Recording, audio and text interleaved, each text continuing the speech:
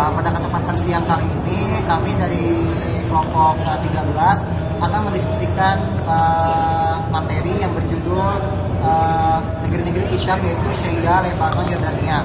Nah, apa sih yang dibahas dari ketiga negara ini? Yang akan kami bahas pertama yaitu memahami kondisi sosial budaya politik Syam. Yang pertama menjelaskan perubahan politik di Syam. Yang kedua menjelaskan perubahan sosial keagamaan di Syam. Yang ketiga yaitu menjelaskan perubahan budaya di Syam. Oke, mungkin langsung aja materi yang pertama yang akan dibahas kami kepadanya, kami persilakan. Ya, assalamualaikum warahmatullahi wabarakatuh. Waalaikumsalam warahmatullahi wabarakatuh. Saya di sini akan membahas negeri Syam. Yang pertama itu negara Lebanon. Nah, saya akan menjelaskan sejarah Lebanon. Lebanon dapat dikatakan negara multikultur di kawasan Timur Tengah. Hampir sebagian besar penduduknya merupakan perpaduan keturunan Arab dan Eropa. Nah, bentuk pemerintahannya adalah republik. Letak geografis negara Lebanon umumnya terletak di pegunungan di wilayah timur dekat timur Nil, di tepi timur Laut Mediterania, Laut Tengah. Kemudian saya akan menjelaskan tentang kondisi sosial budaya negara Lebanon. Masyarakat Lebanon pada umumnya secara sosiologis dikategorikan sebagai masyarakat dengan sistem sektarian, terutama berdasarkan pada sekte keagamaan, begitu sekitarnya, sehingga segala ruang lingkup kehidupan masyarakat Lebanon tak bisa lepas dari sekteisme, baik pada tatanan sosial terlebih dalam urusan politik. Kemudian warga Lebanon berjumlah kurang lebih 4 juta jiwa, ditambah dengan warga asing lainnya kurang lebih sekitar 1, juta jiwa, seperti warga Syria, Palestina, Armenia, Kurdistan, Mesir, Sri Lanka, Filipina, Sudan, dan negara-negara Eropa Timur. Kemudian saya jelaskan, masyarakat Lebanon ternyata cukup terbuka dalam pergaulan. Hal ini tak lain sebagai imbas dari posisi Lebanon yang secara geografis terletak di wilayah persimpangan kebudayaan Eropa dan Asia atau Asia Arab, dengan silih bergantinya para pedagang sepanjang sejarah, sehingga menjadikan masyarakat Lebanon cukup terbuka, berpendidikan, dan lebih moderat dibanding dengan masyarakat Arab sekitarnya. Masyarakat Lebanon ini lebih menghargai kebebasan individu, tetapi ikatan kekeluargaan masih berperan penting. Masyarakat Lebanon dikenal pula dengan pola hidup modern, terbuka, dinamis, dan konsumtif. Banyak masyarakat Lebanon berjuang untuk memperoleh pengaruh dan kekayaan sebagai simbol keberhasilan. Kemudian agama yang dianut oleh masyarakat Lebanon umumnya adalah masyarakat agama Islam dan Kristen. Kemudian bahasa resmi yang digunakan oleh masyarakat Lebanon adalah bahasa Arab. Selain itu juga digunakan bahasa Perancis dan Inggris. Kemudian saya jelaskan tradisi masyarakat Lebanon.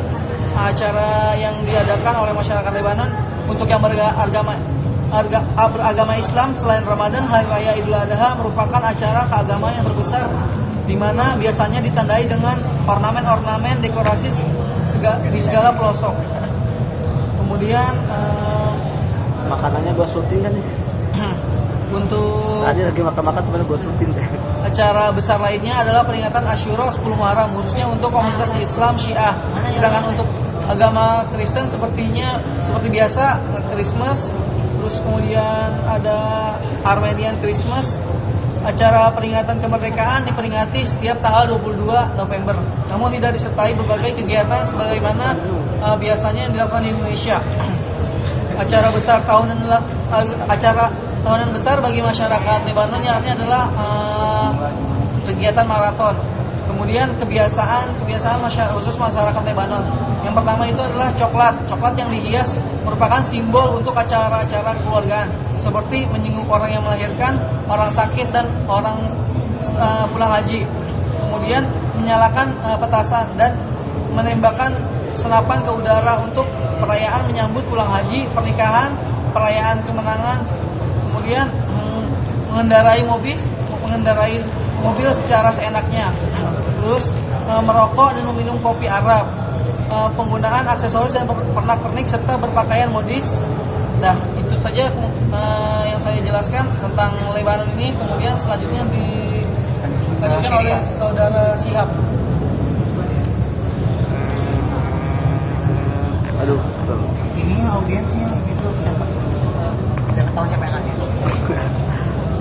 ini dia audien pembicaraan baca Quran. Berarti. Yuk, siap. Assalamualaikum warahmatullahi wabarakatuh. Waalaikumsalam. Selanjutnya adalah negara Syria. Syria adalah sebuah negara yang ibu kotanya adalah Damaskus. Sekitar 90% dari penduduknya adalah orang Arab. Syria adalah negara berkembang yang punya potensi dasar untuk pertumbuhan ekonomi. Produk utama dari pertaniannya yaitu kapas, gandum, buah-buahan, sayur mayur, tembakau, ternak dan lain-lain. Industri berkembang pesat meliputi tekstil, pengolahan makanan, petroleum, dan pertambangan menghasilkan minyak bumi, gas alam, biji besi, dan garam. Untuk menunjang perdagangan, kota-kota Syria dan negara-negara tetangga digunakan dalam jalan-jalan aspal, jalan kereta api, dan pelabuhan internasional yang berada di Damaskus. Untuk pemerintahan Syria adalah negara publik, presiden adalah kepala negara. Presiden juga memiliki partai yang mengontrol partai pemerintahan Syria, dan ada 4 partai politik yang membentuk koalisi bersama partai yang disebut Forum Progresif Nasional. Penduduk Syria adalah mayoritas Sunni. Dari 4 sekte Syiah minoritas. Sekte Syiah terbesar yaitu Alawiyah terpusat dari barat laut Latakia dan penduduk sekitar 12% dari penduduknya. Dari penduduk orang-orang Druze hanya menepati angka 3% dari jumlah penduduk, tetapi memiliki posisi di provinsi Barat Daya Suwaida. Kaum Ismailiyah di Syria telah dekat Hama dan Qom dan sejumlah kecil penganut Syiah 12 imamah di sekitar Aleppo. Secara gabungan berjumlah 1% dari jumlah penduduk. Pada awal abad ke-19, kaum elit politik dan sosial di Sultan Utsmani mempersatukan institut-institut, simbol-simbol dan kaum ulama Islam. Pada abad ke-12, pada kedua abad ke-20, kecenderungan sekuler mendominasi Syria dan gara-gara kemudian kedudukan tertinggi Islam menjadi alasan bagi pembangkang politik. Selama era Utsmani, para sultan melegitimasi otoritas mereka dengan mengklaim menjalankan pemerintahan sesuai dengan Islam. Di antara pemuka agama yang menduduki jabatan tinggi adalah para mufti dari keturunan Nabi yang biasa dikenal Nikif Asy-Syarif. Orang-orang berpendidikan tinggi lainnya meliputi hakim-hakim pengadilan, para pengajar di sekolah-sekolah unggul, serta para khatib dan imam sholat di masjid-masjid terhormat. Dengan demikian, otoritas Utsmani dan institusi keagamaan setempat saling memperkuat otoritas saat sama sekali. Anggota termiskin dari institusi keagamaan adalah para pedagang kecil dan tukang yang terkait dengan masjid kecil dan tarekat sufi yang populer.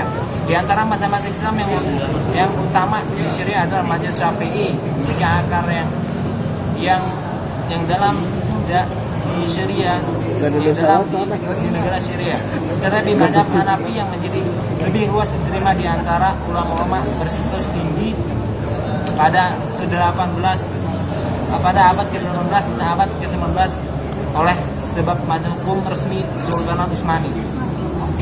Keragaman dan toleransi ini menceritakan afiliasi dengan tarekat sufi. Seorang muslim boleh jadi mempererat ikatan dengan beberapa tarekat kosmopolitan, misalnya Qadariyah, Naqsabandiyah, Rifa'iyah, dan Khalwatiyah.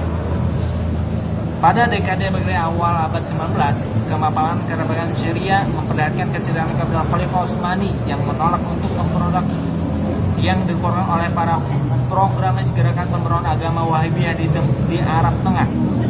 Pada 1931, angkatan bersenjata Mesir menuju Syria, merebutnya berada di bawah kekuasaan Kairo hingga 1840. Pemenuhan kekuatan Utsmani pada tahun 1841 membawa kegelapan, tetapi selama 2 dekade berikutnya muncul elit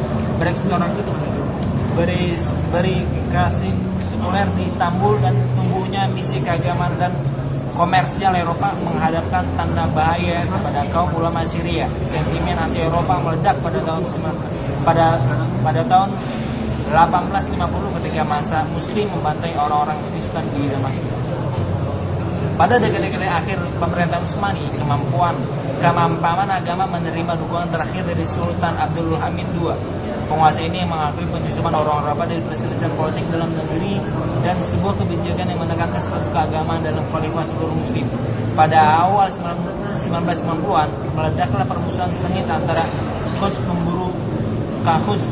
pembaru yang dikenal dengan kaum Salafiyah dengan orang-orang yang setia pada praktek keagamaan yang populer, semisal mengunjungi makam orang suci untuk membawa serta taklid buta terhadap fakih.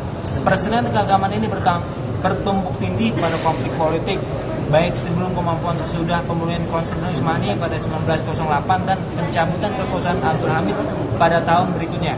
Kehancuran Kesultanan Utsmani pada Perang Dunia dengan tiba-tiba mengukir persaingan ini dan mengganti dasar politik perpolitikan di Syria. Berikut pemaparan dari saya tentang Korea tentang Syria. Kemudian dilanjutkan oleh saudara Iwan. Oke, baiklah, setelah membahas tentang kondisi sosial, politik dan budaya negara Syria dan Lebanon, kali ini saya akan menjelaskan mengenai negara Yordania.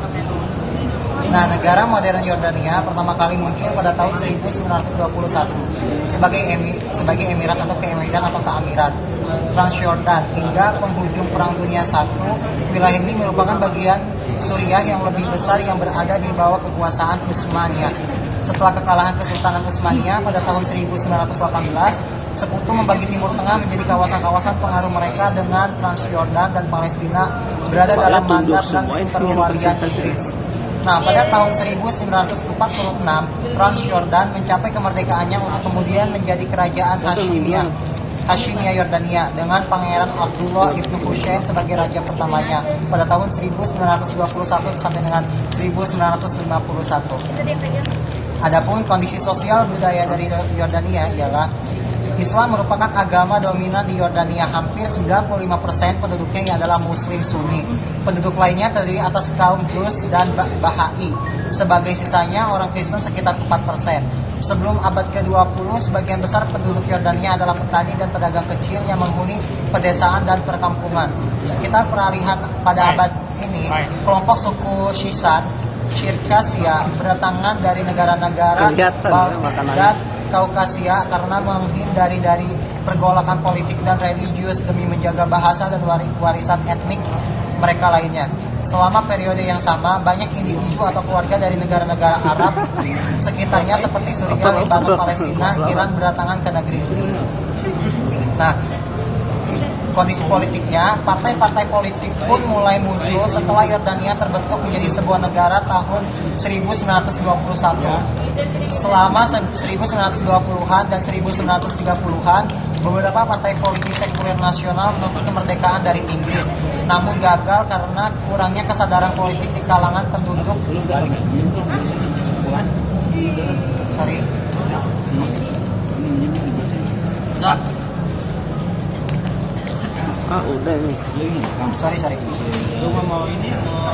Beberapa partai politik sekuler nasional menuntut kemerdekaan dari Inggris, namun gagal karena kurangnya kesadaran politik di kalangan penduduk pribumi dan besarnya pengaruh Inggris dalam pemerintahan. Akan tetapi selama akhir 1940-an dan awal 1950-an, ideologi sekuler modern merembes ke Yordania dan negara-negara tetangga Arab. Para mahasiswa belajar di lembaga-lembaga pendidikan Suriah dan Lebanon telah berpengaruh oleh gerakan yang aktif dan organisasi ini, dan kemudian mereka membawanya ke Yordania. Kesadaran politik terpompa oleh ancaman dan tekanan yang tiada hentinya dari kolonialisme Barat. Nah, partai politik Islam yang berperan dalam perkembangan pendidikan di Yordania adalah Ikhwanul Muslimin atau Ikhwan al-Muslimin. Partai ini paling aktif dan dominan, lahir di Mesir dan menyusup ke Palestina pada tahun 1946, kemudian melalui Palestina masuk ke Yordania. Salah satu faktor utama yang mengangkat kredibilitas dan penonjolan Ikhwan al-Muslimin adalah peran sertanya dalam Perang Arab Israel pada tahun 1948. Partai ini mendapat dukungan Raja Abdullah karena mempunyai keyakinan dan nilai-nilai Islam yang sama. Slogan Ikhwan al-Muslimin yaitu Islam adalah solusi. Nah, demikianlah pemaparan dari negara Yordan. Kurang lebihnya mohon maaf. Bagi teman-teman yang akan menambahkan atau bertanya mengenai materi kali ini, kami persilakan. Paus. Dia kayak gimana pertanyaannya? Di Lebanon tuh banyak sekte-sekte yang teror itu yang terjadi. Kayak itu mulai mencuat. Joberi sama budaya satu dari sama semuanya hampir sama. Negara-negara apa Timur Tengah Itu pasca Baghdad turun. Pasca Mana? Baghdad turun tuh ya. Ah. Di antara tiga, maksudnya di Syam itu yang Syria, Lebanon, Yordania. Itu Bercakap. ada bedanya enggak?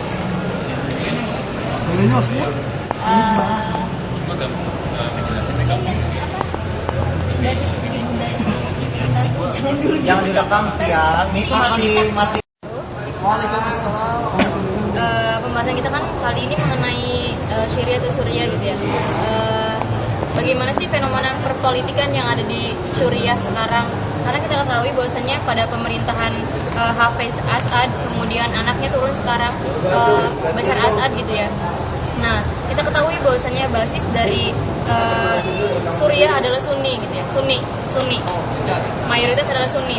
Tapi kenapa muncul yang menjadi pemimpin adalah Syiah gitu. Bashar Assad sampai Hafiz Assad ini adalah Syiah gitu. Nah, bagaimana hal ini bisa terjadi? Karena kita ketahui bahwasanya ketika sebuah perpolitikan itu muncul Sunni, otomatis yang menjadi pemimpin adalah Sunni. Ketika di Timur Tengah yang mencuat adalah Syiah, maka yang menjadi pemimpin adalah Syiah gitu. Nah, ini menjadi sebuah fenomena yang sangat menarik kalau kita kaji dari Suriah gitu. Nah, ini kenapa bisa hal ini bisa terjadi gitu? Kenapa? Nah, menjadi pemimpin yang ada di Suriah tersebut adalah Syiah gitu. Bagaimana latar belakangnya kayak gitu? Itu aja. Assalamualaikum warahmatullahi wabarakatuh. aja ya. Jadi ketika pada tahun 1915 sampai 1964 ini Syria itu dikuasai oleh orang-orang Ikhwanul Muslimin Sorry. oleh Mustafa al-Sibai. Nah, dan pada tahun 1963 8 Maret ini terjadi kudeta militer yang meresmikan bahwa pemerintahan Ba'ath itu diresmikan. Nah, akibatnya dari pemerintahan Ba'ath ini terjadi penindasan yang dilakukan olehnya dengan pesaing-pesaing politik sekuler lainnya. Jadi kayak gitu sebenarnya sih pergolakan politik saja yang terjadi sampai sekarang kayak gitu makanya. Ada tadi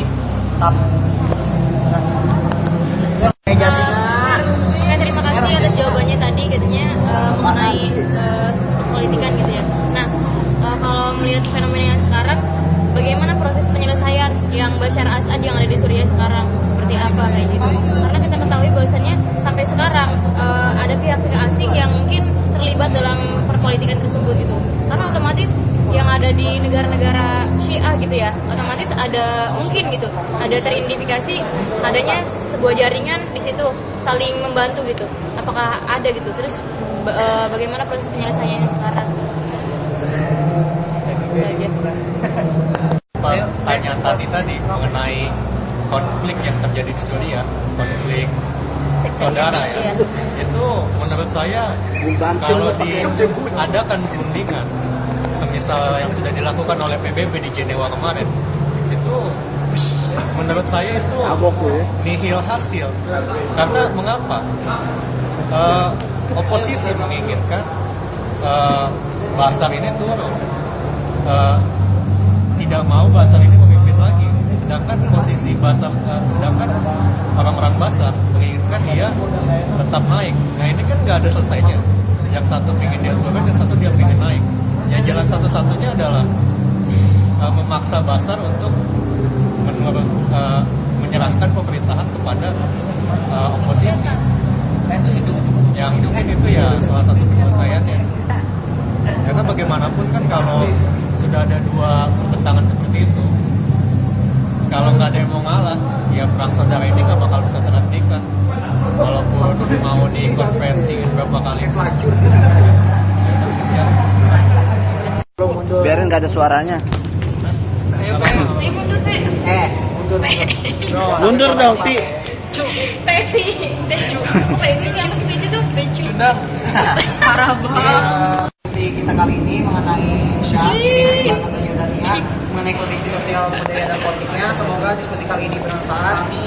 Terima kasih. Wassalamualaikum warahmatullahi wabarakatuh. Goblok.